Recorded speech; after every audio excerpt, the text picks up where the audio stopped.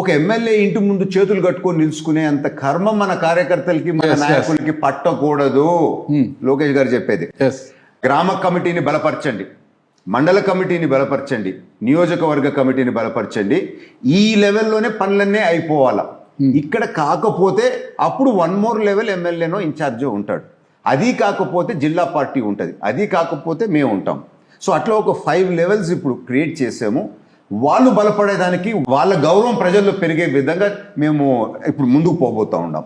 నా పర్సనల్ అబ్జర్వేషన్లో గత 6 నుంచి 8 నెలల్లో ఉన్న లోకేష్ గారు, దాని ముందు లోకేష్ గారు అంతే తేడా కనపడతా ఉంది in efficiency of work and speed. Yes, Lokesh garu ఎంత రిస్కీ ఉన్నా హెడ్ ఆన్ పోతారు, అక్కడికక్కడ కట్ చేసి పడేస్తారు ఇటు అటో. So that is the speed of decision అని నేను అంటాను. So that is the style of functioning నేను చెప్పేది. అందుకని నాకు కూడా ఏడలేని ధైర్యం ఈ లాస్ట్ 2 జోనల్ మీటింగ్స్ నుంచి వచ్చింది. అంటే మనం పోయే రోజుకి మనకు ఏదో మంచి పేరు తెచ్చుకొని పోవాలని ఒక్కొక్కరు ఒక్కొక్క నెసెసిటీతో వస్తారు రాజకీయాల్లోకి వచ్చినప్పుడు. మనం ఎన్ని గొప్పగా ఊహించినా వాస్తవాలు, realities of life totally different. So అవన్నీ తెలిసి నాట్ వర్త్ ఇట్ అని అనిపిస్తుంది అన్నీ మీరు చూసిన తర్వాత.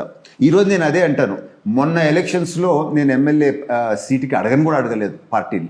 ఎందుకు అని అంటే నా మనసులో ఏమనిపిస్తుంది అని అంటే, మనం డబ్బులు ఇయ్యందే గెలవలేము. 100% డబ్బులు ఓటర్ తీసుకుందే వాడు ఓటు మనకి వేయడు. మనం ఏ విధమైన లీడర్లు డబ్బులు తీసుకొని ఓటు కొనుక్కునే వాళ్ళమి? Let us be very honest.